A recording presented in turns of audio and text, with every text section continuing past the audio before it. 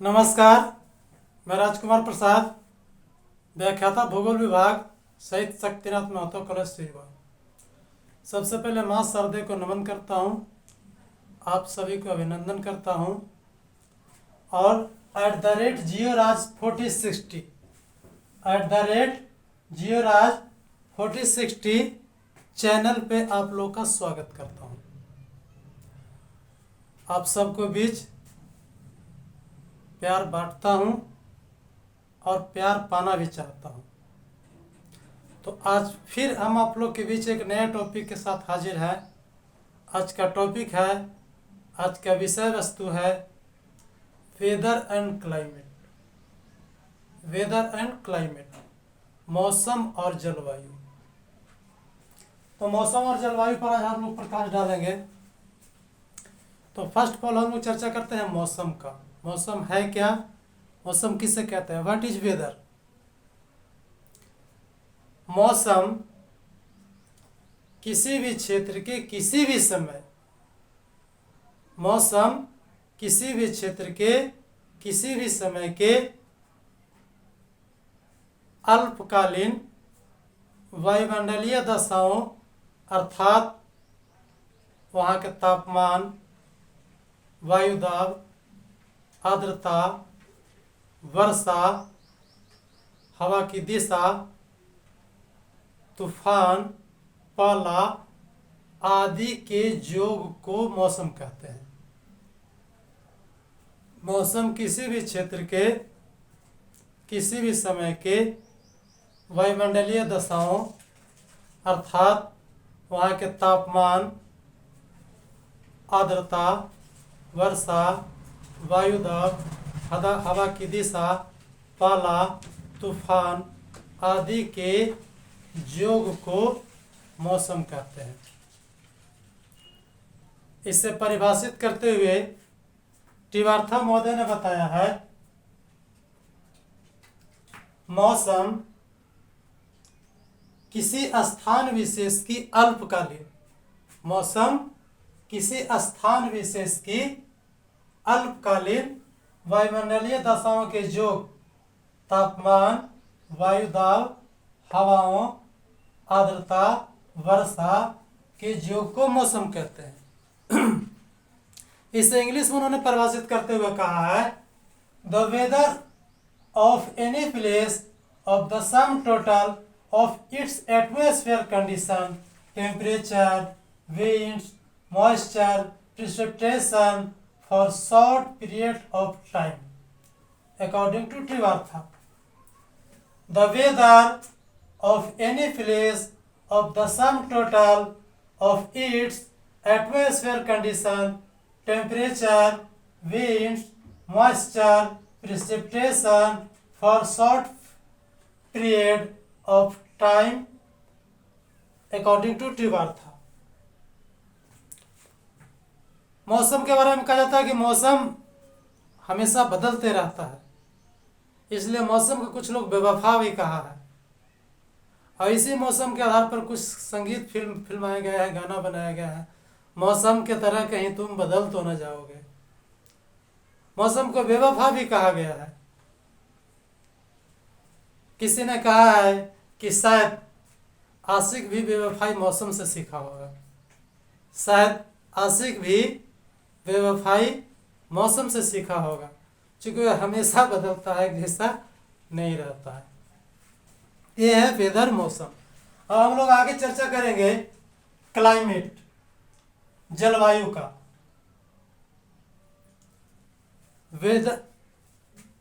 Weather का हम लोग चर्चा कर लिए, मौसम का चर्चा कर लिए। अब हम लोग आगे चर्चा करते हैं जलवायु का। जलवायु का इंग्लिश क्लाइमेट होता है और क्लाइमेट क्लाइमा शब्द से लिया गया है। क्लाइमेट, क्लाइमा का मतलब होता है ढलान। तो ढलान उम्र का ढलान नहीं, सूर्य की किरणें का ढलान। जैसा कि ज्ञात है कि विषुवत रेखा पर सूर्य की किरणें लंबवत रूप से पड़ती है, और जैसे विषुवत रेखा से उत्तर की ओर बढ़ते हैं या दक्षिण की ओर बढ़ते हैं तो सूरज की किरणें तिरछी होती जाती है, तापमान कम होते जाता है, और अंत में उत्तरी ध्रुव और दक्षिणी ध्रुव में सूर्य की किरणें पहुंच ही नहीं पाती है। इस तरह से इस सूर्य की किरणें के ढलान के आधार पर जलवायु का निर्धारण किया गया है। तो सबसे पहले हम लोग जाने कि जलवायु है क्या या जलवायु किसे कहते हैं। तो जलवायु के बारे में कहा गया है, जलवायु लंबे समय की मौसमी दशाओं का सारांश या संश्लिष्ट योग है। जलवायु प्रतिदिन की ऋतु अवस्थाओं के विभिन्न रूपों का सम्मिश्रण या सामान्यीकरण है। विभिन्न विद्वानों ने इसे परिभाषित किया है। ऐसे हम लोग अपना समझने के लिए जलवायु को समझते हैं। जलवायु मौसम के विपरीत किसी बड़े भूभाग पर मौसमी दशाओं, किसी बड़े भूभाग पर मौसमी दशाओं अर्थात तापमान, वायु दाब, आर्द्रता, वर्षा, हवा की दिशा आदि के दीर्घकालीन अवस्थाओं का योग होता है। फिर से चर्चा करते हैं। मौसम के विपरीत जलवायु किसी बड़े भूभाग पर मौसमी दशाओं अर्थात तापमान, वायु दाब, आर्द्रता, वर्षा, हवा की दिशा आदि के दीर्घकालीन अवस्थाओं का योग होता है। इसे परिभाषित करते हुए ट्रिवार्था मोदी ने कहा है, जलवायु प्रतिदिन की ऋतु अवस्थाओं के विभिन्न रूपों का सम्मिश्रण या सामान्यीकरण है। जलवायु प्रतिदिन की ऋतु अवस्थाओं के विभिन्न रूपों का सम्मिश्रण या सामान्यीकरण है। इसे परिभाषित करते हुए डी लॉग या कोपेनहेगन महोदय ने परिभाषा दिया है, जलवायु लंबे समय की मौसमी दशाओं का सारांश या संश्लिष्ट होता है। जलवायु लंबे समय की मौसमी दशाओं का सारांश या संश्लिष्ट होता है, अथवा जलवायु मौसम का संपूर्ण योग है। जलवायु मौसम का संपूर्ण योग है। इस तरह से ट्रिवार्था महोदय और कोपेनहेगन महोदय द्वारा परिभाषा का हम लोग चर्चा किए। आगे हम लोग चर्चा करते हैं elements of weather and climate. Elements of weather and climate अर्थात मौसम एवं जलवायु के तत्व। मौसम और जलवायु के तत्व। तो मौसम और जलवायु के जो मुख्य तत्व है वह है टेम्परेचर तापमान, एयर प्रेशर वायु दाब, विंड्स पवने, ह्यूमिडिटी आर्द्रता। इस प्रकार वेदर एंड क्लाइमेट का 4 एलिमेंट्स है, 4 तत्व है। फर्स्ट जो एलिमेंट्स है, पहला जो तत्व है वह है टेम्परेचर। दूसरा जो तत्व है वह है एयर प्रेशर यानी वायु दाब। तीसरा विंड्स पवने। चौथा ह्यूमिडिटी आर्द्रता। अब इसलिए हम लोग कुछ चर्चा करते हैं। जैसा कि हम लोग जानते हैं कि टेम्परेचर तापमान जलवायु का मुख्य तत्व है या मौसम का मुख्य तत्व है। सारा इफेक्ट, सारा प्रभाव, सारा खेल इसी तापमान का, इसी जलवायु का है। तापमान जैसा कि हम जानते हैं कि इस दुनिया में, इस पृथ्वी पर सभी जगह एक जैसा नहीं है। विषुवत रेखा से उत्तर की ओर बढ़ते हैं या दक्षिण की ओर बढ़ते हैं तो तापमान धीरे धीरे घटते जाता है, या धरातल से ऊपर की ओर बढ़ते हैं तो भी तापमान घटते जाता है। लगभग 165 मीटर की ऊंचाई पर 1 डिग्री टेम्परेचर तापमान गिरते जाता है। तो इस तरह से जो पहला तत्व है, पहला कारक है वह है टेम्परेचर, जलवायु, तापमान। दूसरा जो प्रमुख तत्व है वह है एयर प्रेशर अर्थात वायु दाब। जैसा कि हम जानते हैं कि तापमान से ही वायु दाब निर्धारित होता है। जहाँ पे उच्च तापमान होता है वहाँ पे निम्न वायु दाब होता है, और जहाँ पे निम्न तापमान होता है वहाँ पे उच्च वायु दाब होता है। Higher the temperature lower the wind pressure and lower the temperature higher the wind pressure. इस तरह से तापमान से वायु दाब का विपरीतार्थक संबंध है, उल्टा संबंध है। तापमान बढ़ता है तो वायु दाब घटता है, और तापमान घटता है तो वायु दाब बढ़ता है। इस प्रकार दूसरा प्रभावित करने वाला जो प्रमुख कारक है वह है वायु दाब। तीसरा जो प्रभावित करने वाला कारक है, तीसरा जो एलिमेंट्स है, तत्व है, वह है विंड्स, हवाएं। तो सभी लोग एक दूसरे से जुड़े हुए हैं। तापमान से प्रभावित हो रहा है वायु दाब, और वायु दाब से प्रभावित हो रहा है पवनें। जैसा कि ज्ञात है कि हवाएं उच्च वायु दाब से निम्न वायु दाब की ओर गमन करता है। हवा का बहाव उच्च वायु दाब से निम्न वायु दाब की होते रहता है।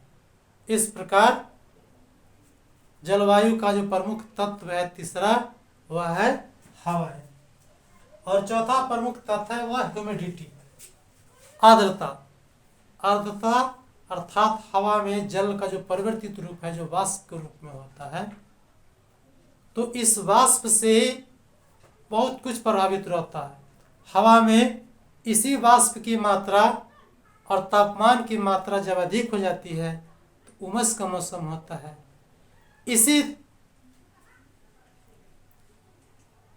तापमान कम होने से और आर्द्रता कम होने से ठंड ठिठुरन महसूस होती है।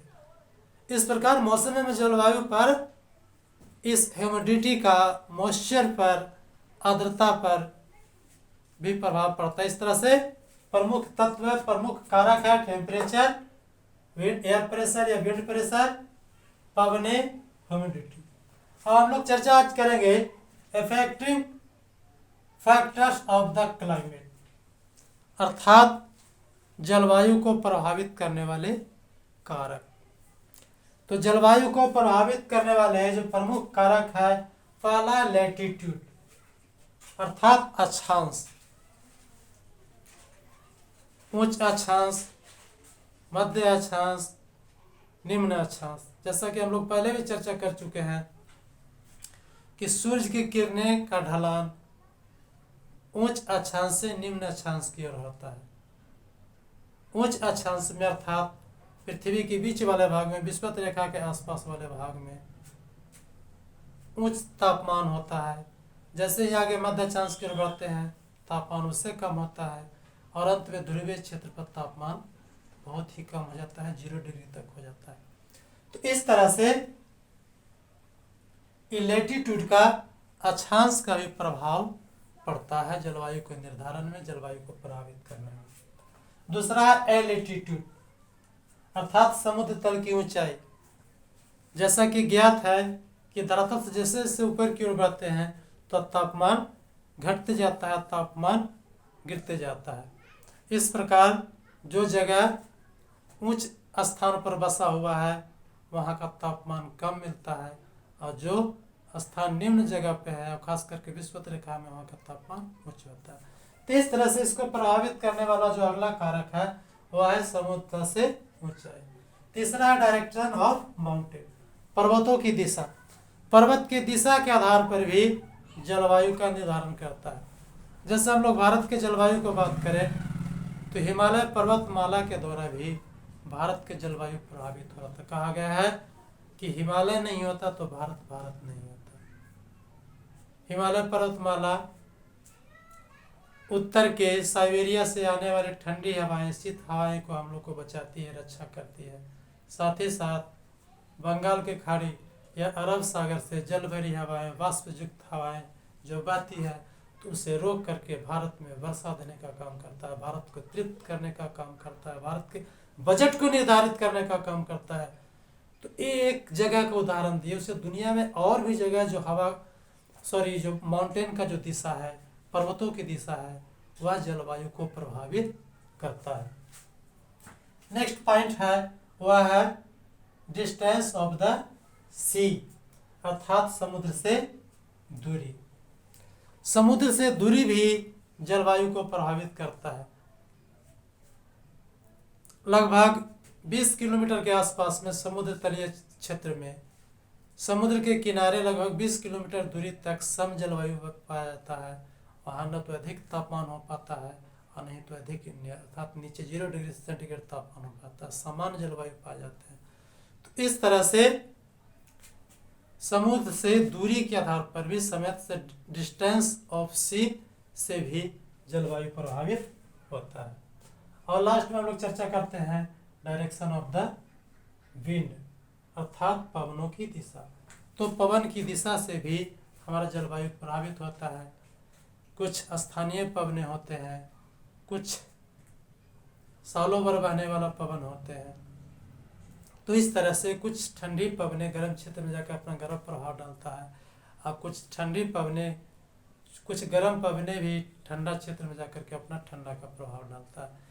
तो इस तरह से इस जलवायु को प्रभावित करने वाले कारक पवनों की दिशा में, इस प्रकार से प्रमुख effective factors of the climate: latitude अक्षांश, एलेटिट्यूड समुद्र से ऊंचाई, डायरेक्शन ऑफ द माउंटेन पर्वतों की दिशा, डिस्टेंस ऑफ द सी अर्थात समुद्र से दूरी, और डायरेक्शन ऑफ द विंड्स।